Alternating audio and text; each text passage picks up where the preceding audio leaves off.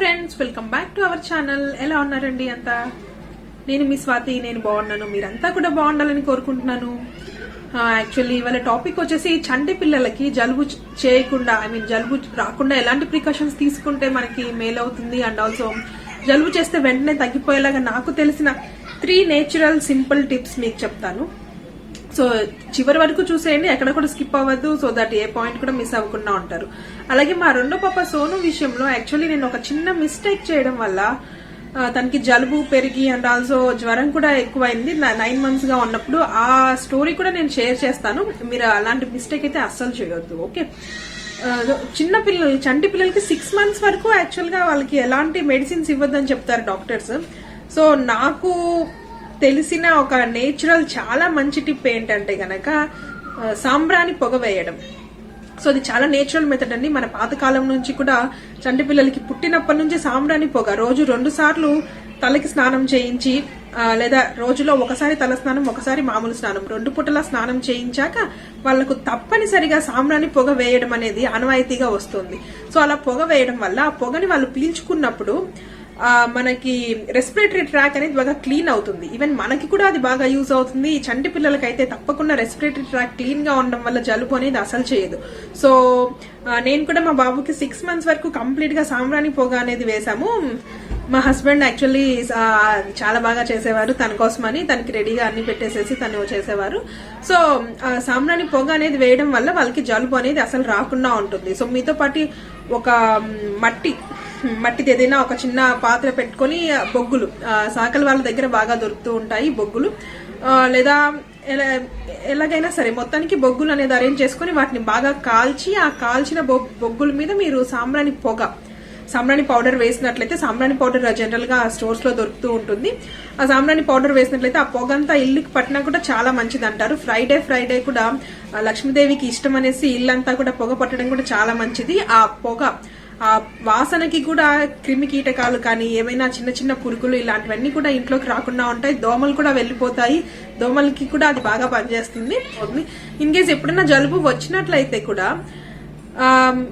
ఆ కాలుతూ ఉన్న మంటని మీ అరచేతితో ఇలా కొద్దిసేపు ఉంచినట్లయితే కనుక హీట్ అనేది మీ అరచేతికి తగులుతుంది. ఆ హీట్ ని వాళ్ళకి ఇక్కడ ఇలా పెట్టినట్లయితే కూడా ఆ హీట్ వల్ల వాళ్ళకి ఫేస్ లో ఎక్కడైనా కూడా ఫ్లమ్ ఉన్నా లేదా కోల్డ్ అనేది ఉన్నా అది తగ్గిపోతుంది. సో మా మదర్ ఇలా చేసేవాళ్ళు. మా సెకండ్ బేబీ సోను అప్పుడు తనకి ఎప్పుడైనా బాగా కోల్డ్ అయినప్పుడు, 4 months అరౌండ్ అలా కోల్డ్ అయినప్పుడు కూడా ఆ హీట్, ఆ బొగ్గుల వల్ల ఉన్న బాగా హీట్ ని తన చేత్తో కొంచెం ఆ హీట్ ని పట్టి కొంచెం వాళ్ళకి ఇలా పెట్టడం వల్ల కూడా ఆ హీట్ అనేది తగ్గిపోతుంది. ఆ హీట్ వల్ల జలుబు తగ్గిపోతుంది. సో నా ఫస్ట్ నేచురల్ సింపుల్ రెమెడీ ఏంటంటే సాంబ్రాణి పొగ వేయడం. ఇక రెండో పాయింట్ వచ్చేసి వాళ్ళకి నాజల్ డ్రాప్స్. యాక్చువల్ గా డాక్టర్ 6 months వరకు ఎలాంటి మెడిసిన్ వాడద్దు అంటారు. బట్ 4 months తర్వాత నుంచి వాళ్ళకి కోల్డ్ చాలా ఎక్కువ ఉన్నట్లయితే వాళ్ళకి బ్రీతింగ్, జలుబు వల్ల బ్రీతింగ్ అనేది సరిగా ఆడకపోవడం వల్ల సరిగా నిద్ర కూడా పోరు. సో సెలైన్ డ్రాప్స్, ఇది nasal saline drops. Actually saline nozzle spray, ఇది సెలైన్ నాజల్ స్ప్రే అనేసి మనకి అన్ని రకాల మెడికల్ స్టోర్స్ లో దొరుకుతుంది.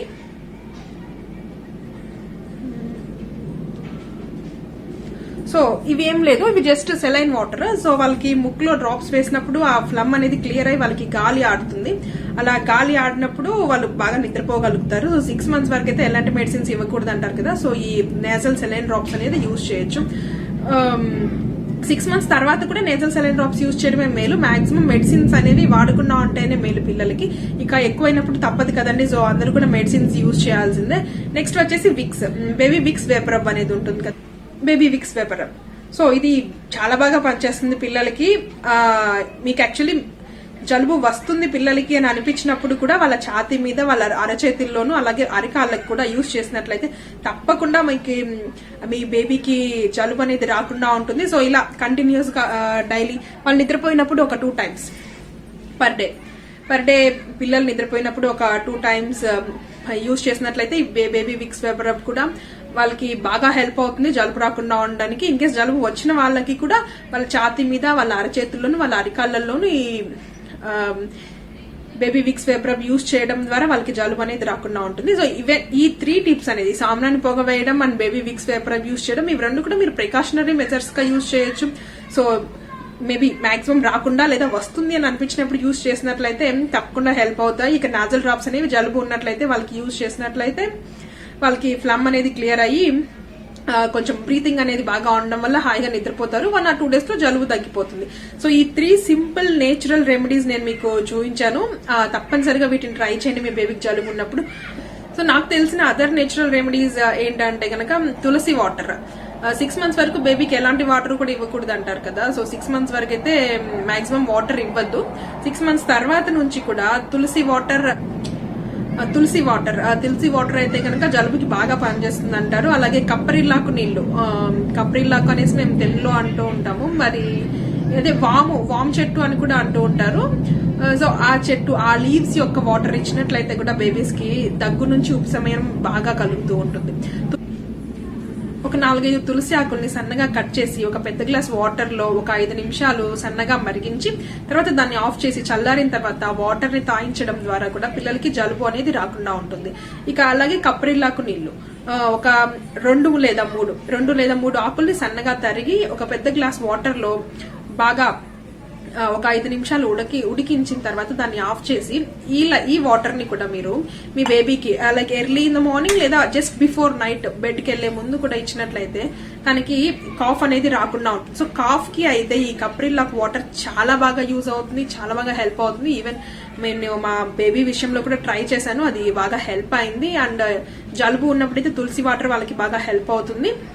సో వాళ్ళకి స్లోగా ఈ తులసి వాటర్ అండ్ కప్రిల్లా కూడా మీరు ఎర్లీ స్టేజెస్ లో అలవాటు చేసినట్లయితేనే వాళ్ళు తాగుతారు. లేటెస్ట్ స్టేజెస్ లో అయితే వాళ్ళు కూడా తాగరు. Like 8th month 9th month ఇలా వాళ్ళకి యూజ్ చేసినట్లయితే కనుక 1 year వరకు మీ బేబీకి జలుబు అనేది ఎలాగో రాకుండా ఉంటుంది. ఇక సో వాళ్ళకి బాగా జలుబు ఉన్నప్పుడు నాజల్ డ్రాప్స్ అనేది యూజ్ చేసినట్లయితే వాళ్ళకి క్లియర్ అయ్యి నాస్ట్రిల్స్ అనేవి కొంచెం జలుబు వల్ల ఇబ్బంది లేకుండా గాలి బాగా పీల్చుకోవడానికి హెల్ప్ అవుతుంది. సో నాకు తెలిసిన ఈ natural remedies and natural tips మీకు చెప్పాను. యాక్చువల్లీ మా సెకండ్ బేబీ సోను విషయంలో తనకి ఆల్రెడీ జలుబు ఉండింది అండ్ ఫీవర్ వచ్చింది. సో నాకు జలుబు ఉన్నప్పుడు తనకి మేము డ్రాప్స్ వేసాం, తర్వాత జలుబు తగ్గిపోయింది, తర్వాత ఫీవర్ వచ్చింది. ఫీవర్ బాగా టెంపరేచర్ ఎక్కువైపోయింది. సో నేను ఫీవర్ కి మెడిసిన్స్ వేస్తున్నాను, కానీ తనకి ఇంకా లోపల జలుబు ఉంది, గాలి ఆడట్లేదు అన్న ఐడియా నాకు లేకపోయింది. సో దానివల్ల 1 to 2 times నేను నాజిల్ డ్రాప్స్ వేయడం మర్చిపోయాను. తనకి జలుబుకి మెడిసిన్ వేస్తున్నాను, తనని చూసుకుంటూనే ఉన్నాను, తనకి తినిపిస్తూ ఉన్నాను. సో తను అరౌండ్ 9 months ఉన్నప్పుడు ఇలా జరిగింది. బట్ తను చాలా హై ఫీవర్ వచ్చేసి రాత్రంతా నిద్రపోకుండా బాగా ఎక్కువగా ఏడ్చేసింది. డాక్టర్ దగ్గర కూడా నైటే వెళ్ళాం మేము. అప్పుడు తన టెంపరేచర్ తగ్గేలాగా వాళ్ళు కంప్లీట్ గా బాడీ మొత్తం వాటర్ తో వాష్ చేయమన్నారు.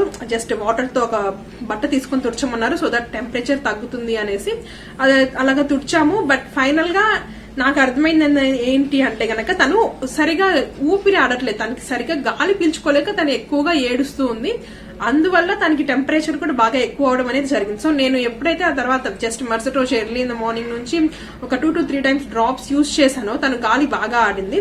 తనకి బ్రీతింగ్ అనేది కొంచెం బాగా ఆడడం వల్ల తనకి జ్వరము తగ్గింది. అండ్ ఆల్సో తన కండిషన్ కూడా స్లోగా కొంచెం మెల్లిమెల్లిగా 1 to 2 days కి నార్మల్ గా రావడానికి కూడా హెల్ప్ అయింది.